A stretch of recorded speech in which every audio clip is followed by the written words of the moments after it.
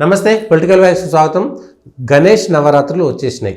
ఈ గణేష్ నవరాత్రులకు ప్రభుత్వం ఏం చేయాలి, మంటపాలు ఏం చేయాలి, ప్రజలు ఏం చేయాలి, ఇట్లా అనేక అంశాలపై మనతో మాట్లాడేందుకు గణేష్ ఉత్సవ సమితి బాధ్యులు రావినతల శశిధర్ గారు ఉన్నారు. శశి గారు నమస్తే అండి. ఈ గణేష్ ఉత్సవ సమితికి అనేకమైనటువంటి పోలీసుల వేధింపులు, అధికారుల వేధింపులు, నువ్వు కరెంటు వాడుకున్నావని, నువ్వు డబ్బులు అడిగినావని చెప్పేసి చాలామంది, అంటే ఒకప్పుడు బాలగంగాధర్ తిలక్ గారు ఈ దేశంలో ఐక్యత చాటే చెప్పాలనేటువంటి ఒక మంచి సదుద్దేశంతో వస్తే ఇవాళ ప్లాస్టర్ ఆఫ్ పారిస్ పెట్టొద్దు, లేకపోతే ఈ చెరువులో ముంచొద్దు, లేకపోతే హుస్సేన్ సాగర్లో వేయొద్దు, లేకపోతే ఇట్లా చేసి ఏదో కుట్ర జరుగుతుందా, నిజంగా వాళ్ళకు ప్రేమ ఉందా, ఇవన్నిటి మీద ప్రజలకు ఈ గణేష్ ఉత్సవ సమితి సామూహికంగా చేసేటువంటి వాళ్లకు కొన్ని క్లారిటీస్ మీ ద్వారా కావాలండి. భాగ్యనగరంలో 45వ సామూహిక గణేష్ ఉత్సవాలు ఈ సంవత్సరం జరుగుతున్నాయి. 7 సెప్టెంబర్ రోజున వినాయక చవితితోటి విగ్రహ ప్రతిష్టాపనతో జరుగుతున్నటువంటి ప్రారంభమయ్యే ఈ ఉత్సవాలు 17 సెప్టెంబర్ మంగళవారం రోజు ముగింపు సామూహిక నిమజ్జనోత్సవం అంగరంగ వైభవంగా నిర్వహించడానికి అన్ని ఏర్పాట్లు జరుగుతూ ఉన్నాయి. గ్రేటర్ హైదరాబాద్తో పాటు రంగారెడ్డి, మేడ్చల్ జిల్లా పరిధిలో ఉన్నటువంటి పాత రంగారెడ్డి అంతా 1,40,000 గణపతి మండపాల ప్రతిష్ట ఈ సంవత్సరం జరగబోతుంది. అంటే ఇవన్నీ సామూహిక గణేష్ ఉత్సవం. సామూహిక 1,47,000. 1,40,000. 1,40,000. హైదరాబాదు భాగ్యనగరం యొక్క పరిధిలో ఉన్నటువంటి వినాయక సాగర్, మనం సాధారణ ప్రజలకు హుస్సేన్ సాగర్ పరిచయం. యాక్చువల్గా అది వినాయక సాగర్. వినాయక సాగర్తో పాటు గ్రేటర్ హైదరాబాద్ పరిధిలో ఉన్నటువంటి సుమారు 34 ప్రాంతాలు, అదనంగా బేబీ పాండ్స్, రంగారెడ్డి జిల్లా పరిధిలో ఉన్నటువంటి 44 ప్రాంతాలు, మేడ్చల్ పరిధిలో ఉన్నటువంటి సుమారు 45 ప్రాంతాల్లో నిమజ్జనం యొక్క ఏర్పాట్లు జరుగుతూ ఉన్నాయి.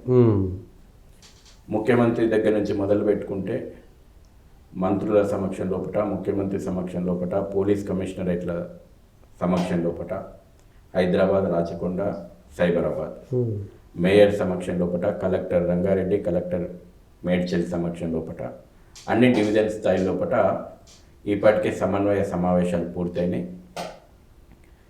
ఈ ఉత్సవాలను భాగ్యనగరానికి ప్రపంచ స్థాయి లోపల పేరు తెచ్చినటువంటి ఉత్సవాలు.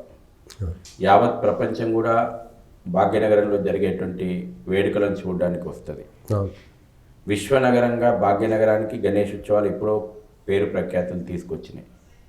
సుమారు 50 లక్షల మంది ప్రజలు ప్రత్యక్షంగా పాల్గొంటారు ఈ యొక్క నిమజ్జనోత్సవం లోపల. సమాజం ఏ వాడ చూసినా రంగురంగుల యొక్క అలంకరణ, కాషాయ ధ్వజాలతోటి అలంకరణ, ఒక దేశభక్తి, దైవభక్తి వాతావరణం లోపల ఈ ఉత్సవాలు సాగుతాయి. పండగ శోభ. అసలు భాగ్యనగరంలో జరిగేటువంటి ఈ ఉత్సవాల యొక్క తీరుతెన్నులను స్టడీ చేయడానికి దేశంలో ఉన్నటువంటి అనేక స్టడీ టీంలు ఈ మన యొక్క భాగ్యనగరానికి వస్తాయి. భాగ్యనగరంలో జరుగుతున్నటువంటి గణేష్ ఉత్సవాల మీద దేశంలో ఈ రోజున 4 విద్యార్థులు రీసెర్చ్ యాక్టివిటీ చేస్తున్నారు, PhD. Karnataka central university JNU లోపల గత 5 సంవత్సరాల క్రితం ఒక రిపోర్ట్ తయారైంది. భాగ్యనగరంలో సుమారు 5,000 కోట్ల రూపాయల టర్నోవర్ హిందూ సమాజం ఈ ఉత్సవాల మీద ఖర్చు చేస్తుందని. సమాజంలోకి 5,000 కోట్ల రూపాయలు రొటేషన్ అయితే నిన్న మొన్న కూడా మనం చూసినాం. శ్రీకృష్ణ జన్మాష్టమి సందర్భంగా దేశంలో 20,000 కోట్ల వ్యాపారం జరిగిందని. కరోనా కష్టకాలంలో మనం చూసినాం. ఈ దేశం యొక్క ఆర్థిక రంగానికి ప్రజలను కాపాడగలిగింది కరోనా కష్టకాలంలో అంటే festival economy, temple economy.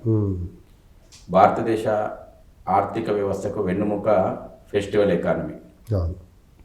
Corona కష్టకాలం తర్వాత అనేక దేశాల యొక్క ఆర్థిక పరిస్థితులు తలకిందులైతే భారతదేశం నిలబడగలిగింది ఆ సంక్షోభంలో అంటే ఫెస్టివల్ ఎకానమీ, సంపద సృష్టించబడ్డది. అందుకే నేను చెప్పిన భాగ్యనగరంలో కేవలం ఒక భాగ్యనగరంలోనే 5,000 కోట్ల రూపాయల టర్నోవర్ జరుగుతూ ఉంటుంది. 2 లక్షల మంది ప్రజలకు ప్రత్యక్షంగా సంవత్సరం పాటు ఉపాధి కల్పించేటువంటి పండుగ ఇది. 3 లక్షల మంది ప్రజలకు పరోక్షంగా ఉపాధి 3 నెలల పాటు కలిగిస్తుంది. అంటే సుమారు 5 లక్షల కుటుంబాలు ఈ పండుగ మీద జీవనోపాధి తీసుకుంటున్నాయి. ప్రభుత్వ విభాగాలు 18 ప్రభుత్వ విభాగాలు 3 నెలల పాటు అహర్నిశలు కృషి చేసి భాగ్యనగర్ గణేశోత్సవ సమితితోటి సమన్వయం చేస్తూ నిమజ్జనోత్సవాన్ని అంగరంగంగా నిర్వహిస్తున్నాం. ఇది ఒక పార్ట్. రెండో పార్ట్ సమాజాన్ని ఐక్యత తీసుకురాబడుతుంది. హిందూ సమాజం లోపల ముఖ్యంగా యువత లోపల దేశభక్తిని దైవభక్తిని నిర్మాణం చేస్తున్నాయి. మనం చూస్తాం 12 సంవత్సరాలు దాటిన యువకులు ఒక గ్రూప్గా ఫామ్ అవుతారు, ఇంటర్మీడియట్ పిల్లలు ఒక గ్రూప్గా ఫామ్ అవుతారు, డిగ్రీ పిల్లలు ఒక గ్రూప్గా ఫామ్ అవుతారు. ఏ బస్తీకి ఆ బస్తీ, ఎవరి వాడలో వాళ్ళు వ్యాపార సంస్థలు పెట్టుకుంటాయి, విద్యా సంస్థలు పెట్టుకుంటాయి, వెల్ఫేర్ అసోసియేషన్లు పెట్టుకుంటాయి, మహిళా గ్రూపులు పెట్టుకుంటాయి. అంటే సమాజం లోపల అన్ని వర్గాల రిప్రజెంటేషన్ ఈ గణేష్ ఉత్సవాల లోపల మనం చూస్తూ ఉంటాం. ఒక ఐక్యత నిర్మాణం అవుతుంది. అందరం కూడా ఒకవైపు నడిచేటువంటి ఒక ఏకత నిర్మాణం అవుతుంది. ఒక గణపతి మండపం కేంద్రంగా సుమారు 10 మంది హిందూ నాయకత్వ లక్షణాలు ఉన్నటువంటి యువత ఉంటుంది. ఓకే, అంటే భవిష్యత్తుకు నేను ఇది మరోసారి చెప్తున్నా. ఇది ఏర్పాట్లు, గణపతి మండపాలు, నిర్వహణ, నిమజ్జనము ఇది ఒక భాగం. అవును అవును, హిడెన్గా ఉండేటువంటి మేము ఈ సమాజంకి అందిస్తుంది, ఈ దేశానికి ఉత్సవాల ద్వారా అందించబడుతుంది ఏంటంటే నాయకత్వ లక్షణాలు ఉన్నటువంటి యువత ఈ దేశాన్ని, ధర్మాన్ని, సంస్కృతిని, అందుకే మా యొక్క లోగోలో కూడా స్వదేశం, స్వధర్మం, ససంస్కృతిని సంరక్షించుకుందాం మా నినాదం అదే. ఒక గణపతి మండపం కేంద్రంగా ఒక 10 మంది యువకులున్నా భాగ్యనగరం లోపల 10 లక్షల మంది పైగా యువ సైన్యం నిర్మాణం అవుతుంది. ఈ సైన్యం ఎటువంటి సైన్యం అంటే ఎవరు చెప్పినా చెప్పకపోయినా, ఎందుకంటే వాళ్ళు చెప్పే వ్యవస్థలన్నీ నిర్వీర్యమైనవి. ఒక గుడిలో చెప్తలేరు, ఒక బడిలో చెప్తలేరు, ఒక తల్లి ఒడిలో కూడా ఇవాళ మన యొక్క సంస్కారం అందించబడుతుంది. వాళ్ళే తెలుసుకొని ముందుకు వచ్చి నేను గణపతి మండపం పెట్టాలి, నా గల్లీ లోపల బ్రహ్మాండంగా చేయాలి అనే ఉత్సాహం ఆ 10 మంది 15 మంది యువత ముందు కదులుతుంది. సమాజాన్ని కంట్రిబ్యూట్ చేపిస్తుంది. చందాల రూపంలో కూడా పోతారు, మీరు ఇది చేయాలి, మీరు అది చేయాలి, మీరు విగ్రహం ఇప్పించాలి, మీరు ఈరోజు పూజ చేయాలి, మీరు ఈరోజు ప్రసాదం చేయాలి. అంటే ఆ బస్తీనంతా కూడా ఏకత చేసేటువంటి నాయకత్వ లక్షణాలు, అందరితో సత్సంబంధాలు పెంచుకునేటువంటి అవకాశం కూడా అక్కడే, పబ్లిక్ రిలేషన్స్ చేసేటువంటి యువత. అవును, 11 రోజుల పాటు రోజుకొక కార్యక్రమాల పేరు మీదన ఈ యొక్క ఉత్సవాలను నిర్వహించేటువంటి నాయకత్వ లక్షణాలు ఉన్నటువంటి యువత. ఈ మండపాల కేంద్రంగా దేశభక్తి, దైవభక్తి వాతావరణం, సంస్కృతి మెసేజ్ మనము ప్రతి సంవత్సరం కూడా ఒక విషయాన్ని మనం తీసుకెళ్తాం. ఈ సంవత్సరం ఛత్రపతి శివాజీ 350వ సంవత్సరం పట్టాభిషేకమై ఏ పరిస్థితి లోపల ఛత్రపతి శివాజీ పోరాటం సాగింది, ఏ పరిస్థితి లోపల ఛత్రపతి శివాజీ దేశాన్ని, ధర్మాన్ని రక్షించిండు, ఛత్రపతిగా పట్టాభిషేకం కాబడ్డాడు, ఆ స్ఫూర్తి మేము ఈ సంవత్సరం అందించబోతున్నాం. రాణి అహల్యాబాయి హోల్కర్ 350వ వర్ధంతి సంవత్సరం ఈ సంవత్సరం. ఒక మహారాణి మొఘలుల కారణంగా ధ్వంసం చేయబడ్డటువంటి అనేక దేవాలయాలను పునర్నిర్మించి శక్తి కేంద్రాలుగా మార్చింది. ఇవాళ కాశీ విశ్వనాథుని మందిరం దగ్గరికి పోతే అహల్యాబాయి విగ్రహం ఉంటుంది. ఈరోజు కాశీ విశ్వనాథుని మందిరం ఆ మహారాణి పునర్నిర్మించింది. కాబట్టి ఒక దేవాలయ వ్యవస్థ ఏ రకంగా శక్తివంతంగా పునర్నిర్మించబడాలి అనేటువంటి సందేశం మనము ఈ సంవత్సరం ప్రతి మండపం కేంద్రంగా మనం తీసుకెళ్తున్నాం. అదే సందర్భంగా అవసరం అనుకుంటే ఈ దేశం లోపల రాజులే కాదు, మహారాణులు కూడా కత్తిపట్టి యుద్ధం చేశారు. మహారాణి దుర్గావతి, రాణి దుర్గావతి 500వ జయంతి సంవత్సరం ఈ సంవత్సరం. కాబట్టి మహిళల లోపల ఆ యొక్క పోరాట పటిమ, మొఘలుల మీద పోరాడినటువంటి ఆ యొక్క రాణి పోరాట పటిమ, ఈ రోజున జిహాద్ మీద మహిళా శక్తి పోరాడవలసినటువంటి స్ఫూర్తిని మేము ప్రతి మండపం కేంద్రంగా అందించగలుగుతున్నాం. భగవాన్ బిర్సా ముండా 150వ జయంతి సంవత్సరం. భగవాన్ బిర్సా ముండా మిషనరీలో మత మార్పిళ్ళు చేస్తూ, మిషనరీల కారణంగా గిరిజన ప్రాంతాల లోపల, అమాయకమైనటువంటి ఆదివాసీ ప్రాంతాల లోపల మత మార్పిళ్ళు చేస్తూ ఈ దేశ సంస్కృతిని విచ్ఛిన్నం చేసేటువంటి ప్రయత్నం చేస్తూ ఉంటే బిర్సా ముండా చేసినటువంటి పోరాటం, ఈ సంస్కృతిని కాపాడుకోవడానికి బిర్సా ముండా చేసినటువంటి త్యాగం ఏదైతే ఉందో ఆ స్ఫూర్తిని మేము ఈ సంవత్సరం హిందూ సమాజానికి అందించబోతా ఉన్నాం. ఈ మిషనరీ మాఫియా మత మార్పిళ్లను నిరోధించడానికి హిందూ సమాజం రాబోయే రోజుల్లో ఏం పని చేయాలి, భగవాన్ బిర్సా ముండా చేసినటువంటి ఆదర్శం ఏందో మేము సమాజం ముందర పెట్టబోతున్నాం. ఇంకొక విశేషమైనటువంటి విషయం ఉంది. ఈ సంవత్సరం ఇక్కడ రజాకార్ ఎజెండాను పాతిపెట్టి రజాకార్ భావజాలాన్ని తుదముట్టించి భారతదేశంలో తెలంగాణ ప్రాంతాన్ని విమోచనం చేసి హైదరాబాద్ సంస్థ భారతదేశంలో విలీనమైనటువంటి రోజు, భారత ప్రభుత్వం ముందు ఉక్కు మనిషి సర్దార్ వల్లభాయ్ పటేల్ ముందు నిజాం తల వంచినటువంటి రోజు ఏదైతే ఉందో 17 సెప్టెంబర్ 1948, ఆ రోజు కూడా అనంత చతుర్దశి. ఓకే. ఆ రోజు రజాకార్ల ఆంక్షల మధ్యన ప్రజలు గణపతి నిమజ్జనోత్సవం జరుపుకుంటున్న వేళ ఈ ప్రాంతానికి నిజాం తల వంచి ప్రభుత్వం మీద, భారత ప్రభుత్వం మీద ముందు లొంగిపోయి ఆపరేషన్ పోలో విజయవంతమైంది. ఈ ప్రాంతం భారతదేశం లోపల కలిసిన రోజు. ఈ సంవత్సరం కూడా 17 సెప్టెంబర్ 2024 మళ్ళీ అనంత చతుర్దశి కలిసి వస్తుంది. కాబట్టి ఆ యొక్క వాతావరణాన్ని నిమజ్జనోత్సవం లోపల స్పష్టంగా దేశభక్తి, దైవభక్తి వాతావరణం లోపల మేము నిర్వహించబోతా ఉన్నాం.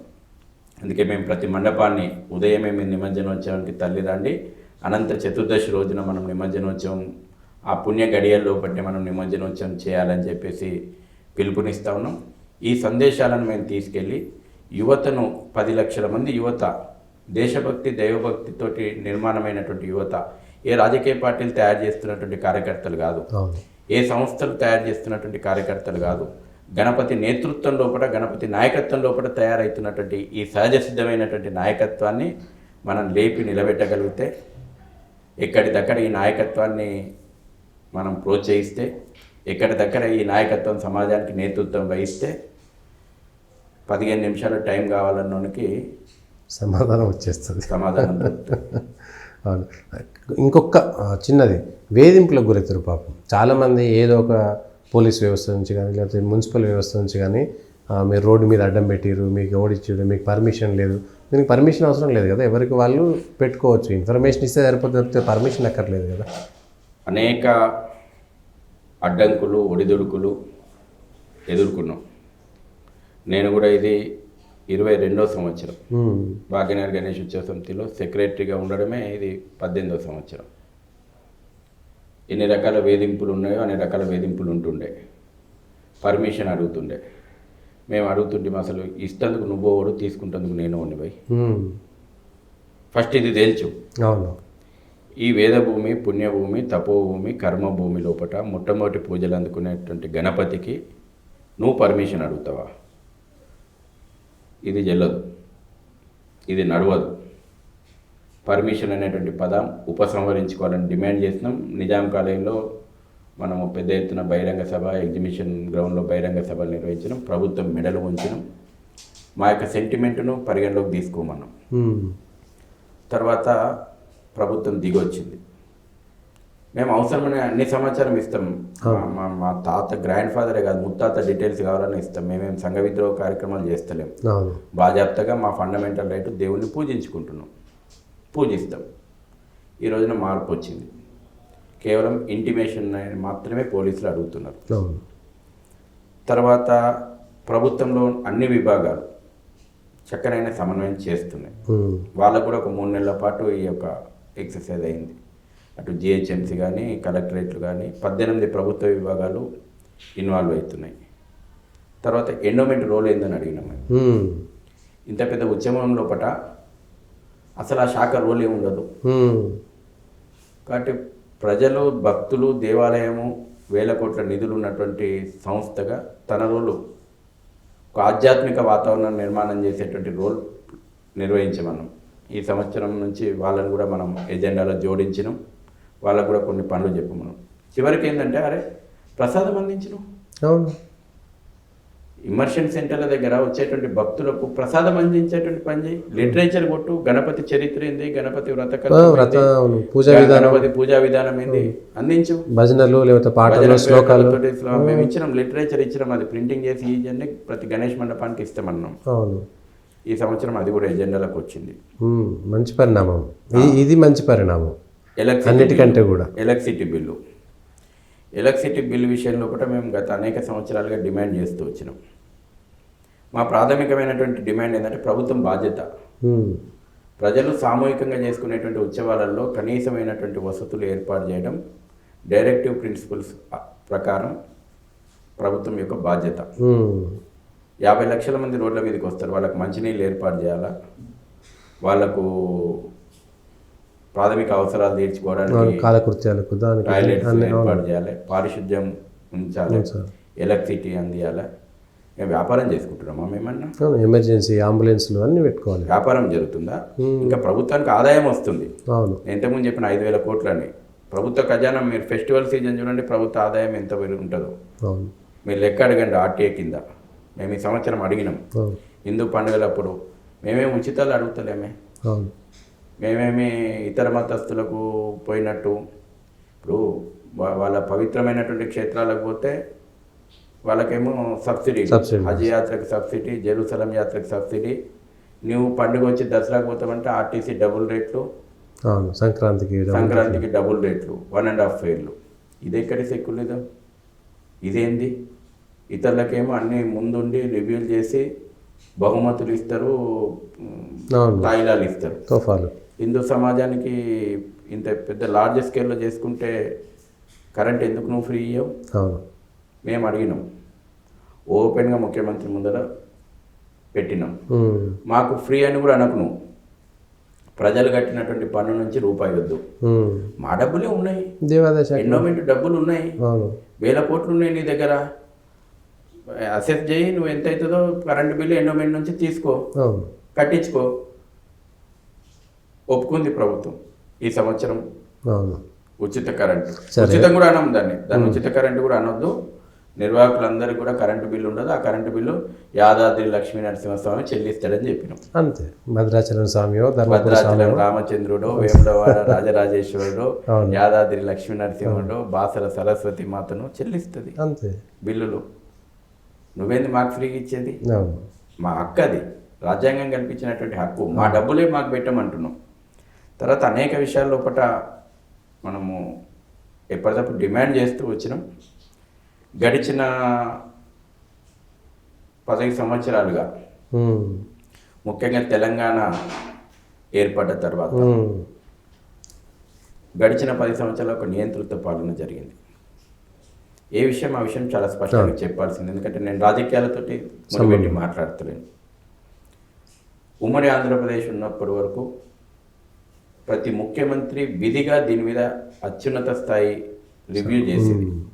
ఎందుకంటే భాగ్యనగరంలో జరిగేటువంటి ఈ ఫెస్టివల్ ప్రజలు ప్రపంచవ్యాప్తంగా ఈ యొక్క భాగ్యనగరంలో ఈ ఉత్సవాలకు ఉన్నటువంటి విశిష్టత, అన్ని ఏర్పాట్ల మీద సమీక్ష చేసేది, నిర్ణయాలను ముఖ్యమంత్రి స్థాయిలో తీసుకునేది.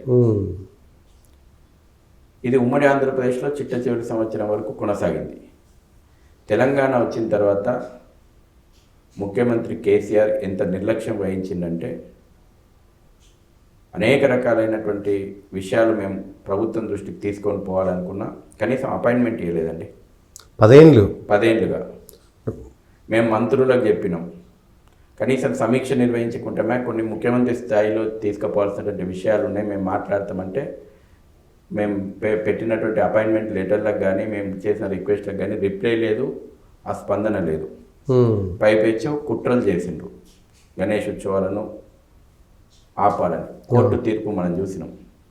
కోర్టు తీర్పు ఆ రకంగా రావడానికి ప్రభుత్వం ప్రాపర్ రిప్రజెంటేషన్ చేయకపోవడం వల్ల ఉన్న వాస్తవ విషయాలు హైకోర్టు ముందు కానీ సుప్రీంకోర్టు ముందు కానీ చెప్పలే.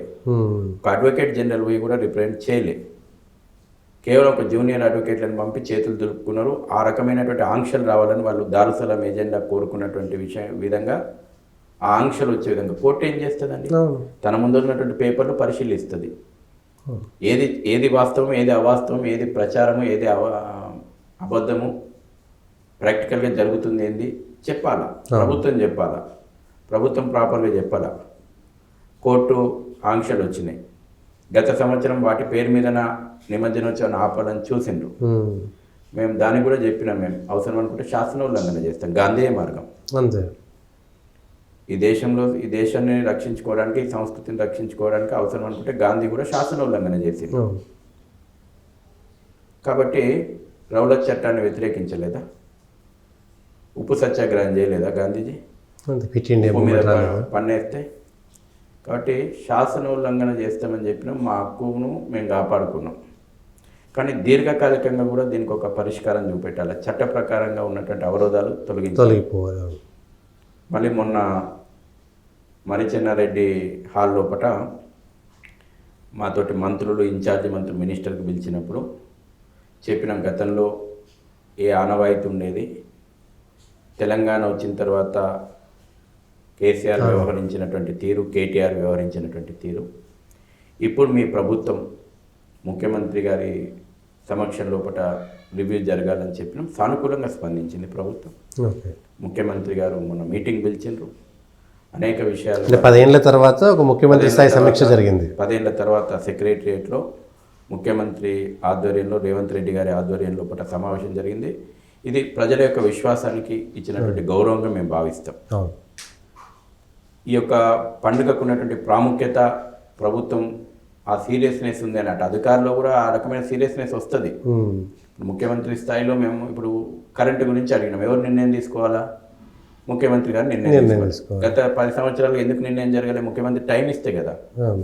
ఆయనకు టైమే దొరకలేదు. ఉచిత కరెంటు ప్రజలకు ఇంకా అంటే ప్రజల దాకా పోలేదంటే కేసీఆర్ గారు మాకు ఇవ్వడానికి టైమే దొరకలే. ఆయనకు 10 నిమిషాల టైం దొరకలేదు. ఈ విషయం మీ ద్వారా, మన ద్వారా గత 10 ఏళ్ళుగా కేసీఆర్ గారు గణేష్ ఉత్సవ సమితికి లేదా గణేష్ ఉత్సవాలకు సమీక్ష చేయలేదనేటువంటి పచ్చి నిజం ఇప్పుడు మన ద్వారా జనాలకు వెళ్తుంది. అప్పుడు కొంతమందికి తెలుసు, కొంతమంది తెలియదు. మొరబెట్టుకున్నాం, ప్రజల సెంటిమెంట్ను గౌరవించండి, ఒక ఆనవాయితీని గౌరవించండి. అరే నువ్వు రంజాన్ గురించి రివ్యూలు పెట్టుకుంటావు, లేకపోతే మొహరం గురించి రివ్యూలు పెట్టుకుంటావు,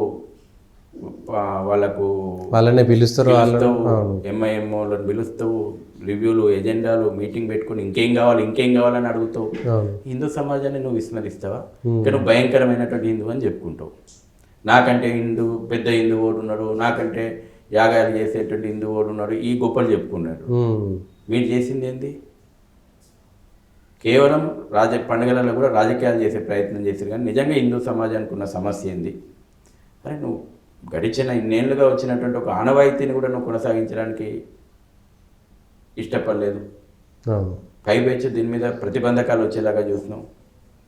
నేను నిర్మమాటంగా నేను ఇవాళ నేనేమి బీఆర్ఎస్ను విమర్శించాలని అంటుంది. సేమ్ సందర్భంగా ఈనాడున్నటువంటి కాంగ్రెస్ ప్రభుత్వం తీసుకున్న చొరవను నేను అభినందిస్తున్నాను. అనేక విషయాల్లో మాకు భేదాభిప్రాయాలు ఉంటాయి. అనేక విషయాల్లో మేము ఇదే రేవంత్ రెడ్డి గారిని వ్యతిరేకిస్తాం. కానీ నేను ఈ విషయంలో రేవంత్ రెడ్డి గారిని అభినందిస్తున్నా. మేము చెప్పిన ప్రతి అంశాన్ని సానుకూలంగా విన్నాడు. మేము చెప్పిన ప్రతి అంశాన్ని సానుకూలంగా స్పందించిండు. ఇన్ఛార్జి మంత్రిగా ఉన్నటువంటి పొన్నం ప్రభాకర్ కానీ, రంగారెడ్డి ఇన్ఛార్జి మంత్రిగా ఉన్నటువంటి శ్రీధర్ బాబు గారు కానీ, వాళ్ళు వేదిక మించి అధికారులకు వాళ్ళు మాట్లాడుతుంటే మేము మాట్లాడినట్టే మేము భావించినాం. అంత స్పష్టమైనటువంటి అవగాహనతోటి వాళ్ళు ఈ ఉత్సవాలను విజయవంతం చేయాలనేటువంటి సంకల్పం మాకు వాళ్ళ లోపల కనబడ్డది. ముఖ్యమంత్రి గారి లోపల కూడా ఆ సంకల్పం కనబడ్డది. అది వాళ్ళ బాధ్యత కూడా. ప్రభుత్వంలో ఉన్నటువంటి వాళ్ళు ఇవాళ పార్టీ ప్రతినిధులు కాదు, వాళ్ళు ప్రభుత్వం. ఇవాళ మా ముఖ్యమంత్రి ఎవరంటే కాంగ్రెస్కో ముఖ్యమంత్రి, బీజేపీకో ముఖ్యమంత్రి, బీఆర్ఎస్కో ముఖ్యమంత్రి ఉన్నాడు. తెలంగాణ ప్రజలకు ముఖ్యమంత్రి ఉన్నాడు. తెలంగాణ 4.5 కోట్ల మందికి ముఖ్యమంత్రి. కాబట్టి మా విషయాలు సానుకూలంగా విన్నాడు. సానుకూలమైనటువంటి ఫలితాలు వచ్చినాయి. మేము కూడా ప్రభుత్వంతో సమన్వయం చేసుకుంటూ హిందూ సమాజాన్ని సంఘటితం చేసేటువంటి పనులు ఉంటాం. ఆ రకమైనటువంటి ప్రయత్నం ముందుకు పోతుంది. ఓకే. బాలగంగాధర్ తిలక్ స్వాతంత్ర ఉద్యమం ద్వారా సామూహిక ఉత్సవాలు, అంతకుముందు కూడా సామూహిక ఉత్సవాలు జరిగాయి, కానీ కొన్ని ఇండ్లల్లో లేకపోతే కొంత ఏరియాల్లో మాత్రమే జరిగేది. ఆ తర్వాత దీని దేశభక్తి, దైవభక్తి మీరు అన్నట్టుగా జరిగింది. సామూహిక ఉత్సవాలు స్వాతంత్రం వచ్చిన తర్వాత అవసరం ఏముంది? ఇంకా మొదటగా సామూహిక ఉత్సవాలకు తెరలేపింది ఛత్రపతి శివాజీ మహారాజ్. తిలక్ గారి కంటే ముందు పూణే నగరం లోపల కాస్పా గణపతిని ప్రతిష్టాపన చేసి మావలీలైనటువంటి ఒక గిరిజన తెగ ప్రజలను చేరదీసి ఒక సైన్యాన్ని నిర్మాణం చేసిండు. ఓకే. గణపతి నాయకత్వం లోపల హిందూ సమాజం సంఘటితమై పోరాడాలి.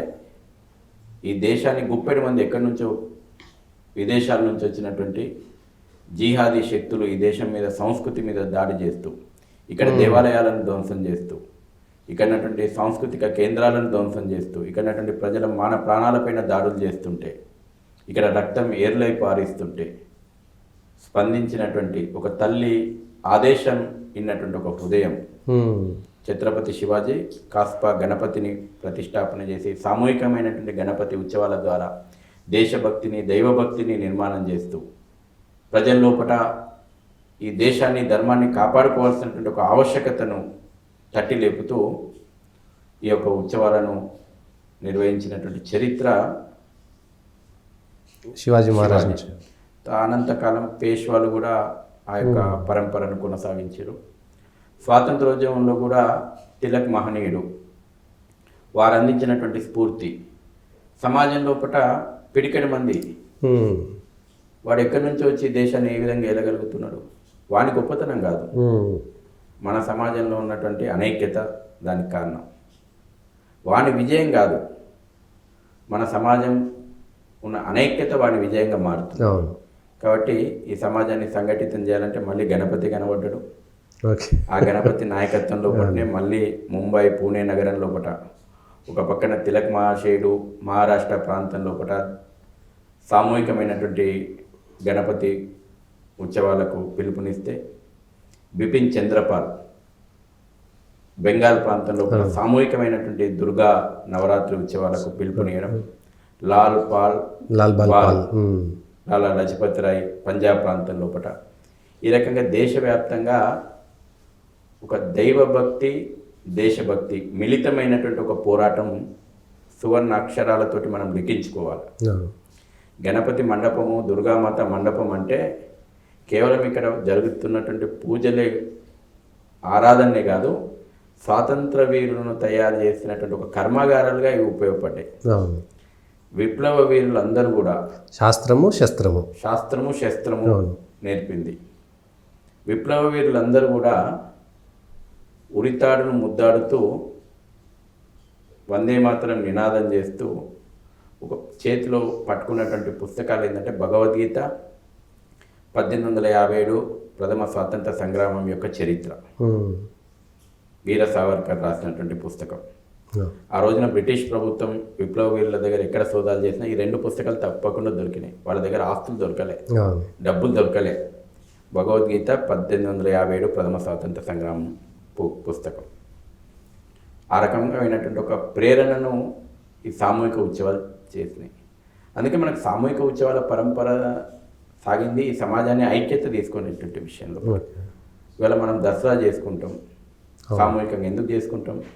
శక్తిని పూజించాలి, శక్తిని ఆరాధించాలి, శక్తివంతంగా లేచి నిలబడాలి. ఎందుకు ఆయుధ పూజ చేస్తాం మనం? ఆయుధం ఏంది? మనం జిహాద్ నడిపేయడానికి పట్టేటోళ్ళు వేరే వాళ్ళు ఆయుధాలు పడతారు. మన ఆయుధం ఏంది? మన అమ్మవారి చేతిలో ఉన్నటువంటి ఆయుధం ఏంది? మన రాముని చేతిలో ఉన్నటువంటి బాణం ఏంది? కృష్ణుని చేతిలో ఉన్నటువంటి సుదర్శన చక్రం ఏంది? ఈ ఆయుధాలు హింస కోసం పట్టింది కాదు, ధర్మ రక్షణ కోసం పట్టినటువంటి ఆయుధాలు. ధర్మహింస తదైవచ, ధర్మం రక్షణ కోసం కౌంతేయ యుద్ధాయ కృతనిశ్చయ అన్నాడు శ్రీకృష్ణుడు. కాబట్టి కొంతమందికి వాళ్ళ అర్థం కావాలి కాబట్టి చెప్తున్నాను. అనుమానాలు ఉంటాయి, ఇంకా అవసరం అనేటువంటి ఉన్న వాళ్ళకి సమాధానం వచ్చేసింది. ఈ రకమైనటువంటి సమాజంలో ఒక శక్తిని నిర్మాణం చేసినటువంటి పండుగ భాగ్యనగరంలో ఎందుకు ప్రారంభమైనాయి? 1980లో ఎందుకు పురుడు పోసుకుంది? బోనాల ఉత్సవాల మీద 79 లోపల దాడి జరిగితే, ఆంక్షలు పెడితే, పాత పట్టణం లోపల ఎక్కడిదక్కడ హిందువుల ఉత్సవాలపైన దాడులు, కర్ఫ్యూలు, హిందువుల యొక్క ఆస్తులు ధ్వంసం చేయడం, యథేచ్ఛగా రజాకార్ ఎజెండా అమలవుతుంటే ఆనాడు ఉన్నటువంటి పెద్దలు ఇదే ఛత్రపతి శివాజీ స్ఫూర్తిని, ఇదే బాలగంగాధర్ తిలక్ స్ఫూర్తిని అందిపుచ్చుకొని భాగ్యనగర్ గణేష్ ఉత్సవంతికి పురుడు పోసారు. 1980లో 1500 గణపతి మండపాలు సామూహికంగా ఐక్యత దిశగా ముందుకు కదిలొస్తే ఇవాళ 1,40,000 గణపతి మండపాల ప్రతిష్టాపన జరుగుతుంది. దీని ద్వారా సమాజం లోపల ఒక ఐక్యత నిర్మాణం అవుతుంది, హిందూ సంఘటన నిర్మాణం అవుతుంది. ఈ హిందూ సంఘటన ఎందుకోసం అనంటే దేశాన్ని రక్షించుకోవడం కోసం. కాబట్టి సామూహిక పండుగల యొక్క అర్థం పరమార్థం ఇది. ఇందులో అందుకే నేను మొదటి నుంచి కూడా చెప్పిన, మనం జరుగుతున్న ఏర్పాట్లు, ఉత్సవాల తీరు ఇది ఒక పార్ట్. దీని నుంచి దేశానికి ఏం, సమాజానికి ఏం అందించబడుతుందంటే ఈ శక్తి అందించబడుతుంది. ఓకే, థ్యాంక్ యూ విశేష్ గారు. ఇది గణేష్ ఉత్సవాలకు సంబంధించినటువంటి, అందులో భాగ్యనగర గణేష్ ఉత్సవాలకు సంబంధించినటువంటి చరిత్ర, అంతకుముందు దేశంలో గణేష్ ఉత్సవాలకు ఉన్నటువంటి ప్రాశస్త్యము.